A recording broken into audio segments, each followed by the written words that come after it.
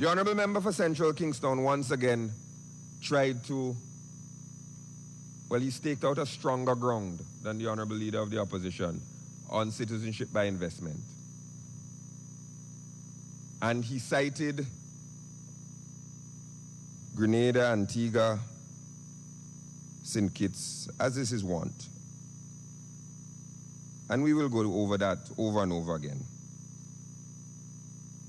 I start by saying this government will never sell the passport of a Vincentian. We start with that point. We start with that point. But the Honourable Member for Central Kingston, ignoring, as the Honourable Prime Minister pointed out, the existence, for example, in Grenada of a medical school providing 25% of their GDP, and ignoring, as I mentioned, the 5,000 and 4,000 hotel rooms in those islands so they can take advantage of the upswings in tourism. Ignoring those, he said, I wrote it down, that they are spending their money, their CIP money, on activities that give return. Productive activities.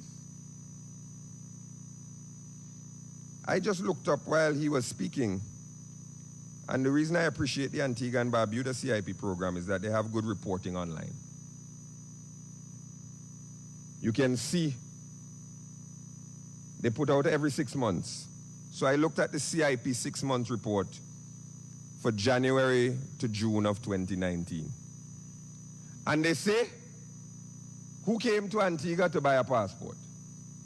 So you have the Libyans, the Chinese, the Russians, the Pakistanis, the Egyptians, the Turks, the Iraqis, the Saudi Arabians, the Emiratis, the Bulgarians, and the Armenians, who are now Antiguans because they bought the Antiguan passport. And they say in the report some of the places on which they spent this CIP windfall. Every month, out of CIP resources, Antigua and Barbuda pays $1 million to Social Security.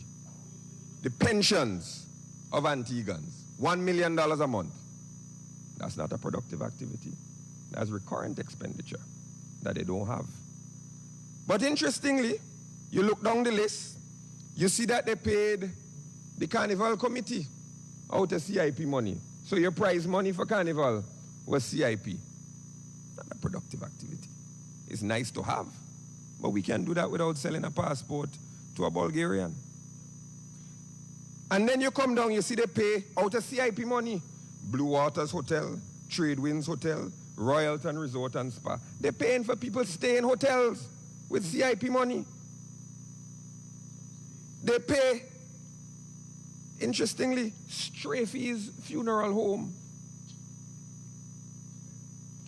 They're paying funeral expenses out of CIP money. A man buying the passport of your country so the government could pay a funeral expense. Mario's car rental. Mario's car rental. There's somebody in Bulgaria with an Antiguan passport now so that Mario's car rental could get paid. Come on. And this is not in any way to disparage anybody's program. Every country has to make its own sovereign decision. I am representing the fact that repeatedly they come in here and say CIP money is used for this productive activity. And our point is, it is used for recurrent expenditure. And when the bottom falls out, there will be no country to run. What is a nation, Mr. Speaker? What is a nation? A nation, as I understand it, is a body of people who share something in common. Common descent, common history, common culture, common language, maybe, who inhabit a particular physical space. That is a nation. When you start to sell your passport to people who don't live by you, don't talk like you, don't look like you, don't live near you, don't have any connection to you at all, are you a nation? Are you a nation? Or are you a way station for people to buy particular privileges?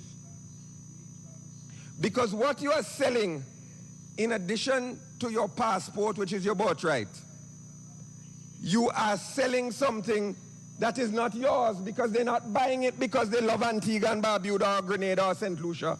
They're buying it because there's a Schengen waiver and they can travel to Europe. So what you're doing is you're selling your birthright for access to Europe or the ability to hide your money in taxes. That's what you're doing.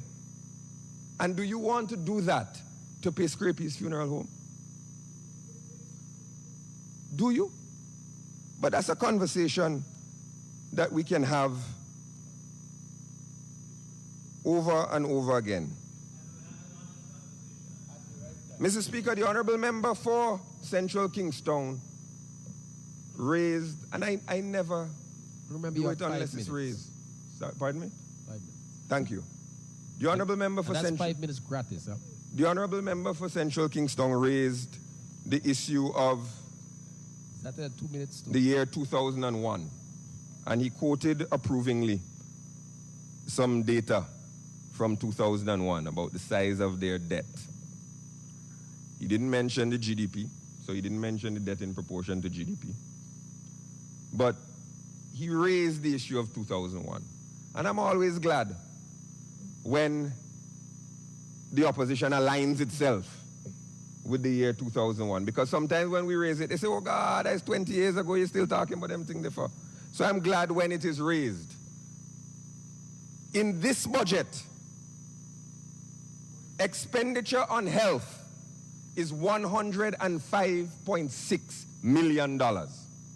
In 2001, it was $50.6 million after you take out the medical school, the School of Nursing, which was part of the Ministry of Health. There are 45% more doctors today than there were in 2001. There are 30% more nurses today than there were in 2001. The tourism expenditure on the recurrent side this year is $20.6 million. That is 240% more than tourism spent in 2001. And the capital, if you include the hotels, is 24.1, 675% more than the capital in 2001. There have been 6,200 more houses built between 2001 and 2012 in the census period. And there are 5,800 more homeowners in that same period. There are more people working on the NIS rolls, even though the population is the same. There are more people in school, even though the population is the same. Look, I am happy that the Honorable Member raised 2001 because it's a lovely way for us to frame the conversation that we're going to have next week about the transformative nature of the initiatives of this government going forward. Mr. Speaker, I know that I am trespassing on your good faith and generosity. So what I will say simply is that, well, you know, you say an election budget, but you can't even get all your partners to agree with you. Because like the Honorable Member said, the Honorable Prime Minister said, you can't be both an election budget and have nothing in the budget. It's an election budget, but nothing in it. What kind of election budget is that? You have an election budget and you put nothing in there? That's an election budget? I don't understand why you have an election budget that is empty. Mr. Speaker, these estimates are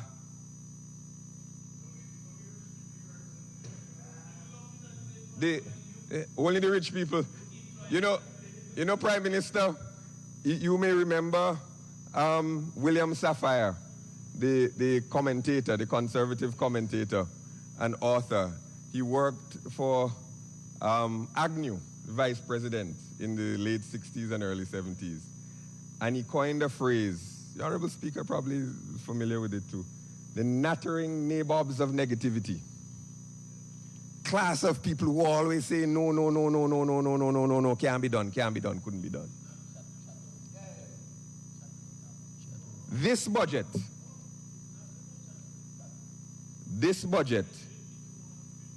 is nattering. You should look up the word before you start criticizing it. Okay? It's nattering. The estimates of revenue and expenditure for the year 2020 represent a budget fit for the times. And accordingly, Mr. Speaker, I beg to move the operative part of the resolution, which is be it resolved that this Honorable House of Assembly do adopt the estimates for the financial year ending 31st December 2020, and be it further resolved that this Honorable House note the projections for the financial years ending 31st of December 2021 and 31st December 2022.